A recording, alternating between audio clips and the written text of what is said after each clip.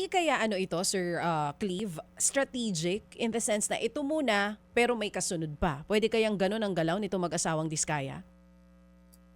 Maaari din, no? Maaari na, 'di ba, parang serye ng mga isisiwalat nila. Pero kung ganun yung nangyayari, ang magiging malaking tanong ay sino yung direktor ng serye? Kasi kung serye, ibig sabihin may plano sila na okay, ito muna ang ating pababagsakin.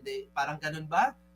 Mas mahirap 'yon, no? Lalo na kung ang ating goal naman accountability, mahabol yung mga may sala, no, at syempre sana kung kaya pa maibalik yung pera ng taong bayan.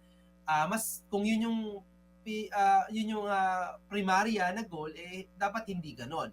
Pero kung ang goal ay political attacks, no, medyo mas pamumulitika yung ending nito, baka yan, no? Halimbawa, ito kailangan ko pa talagang hindi pa natin nakikita talagang may buong ebidensya, pero I think isa lang dun sa nilabas nilang pangalan ay halos lahat yon ay mga pumirma halimbawa sa impeachment ni VP Sara Duterte, no, nakaraan. So isang mainit na usapin. So ito ba ay parang hinahabol, 'di ba?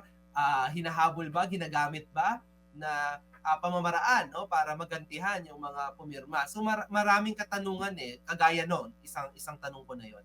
Mga kapatid, brothers and sisters, saan ka pa? Dito na tayo sa totoo. Dito na tayo sa True FM. Mga kapatid, mag-subscribe and follow po kayo sa social media accounts ng True Network PH. Yan po kami, hanapin nyo lang True Network PH, Facebook, Instagram, YouTube, TikTok, and podcast.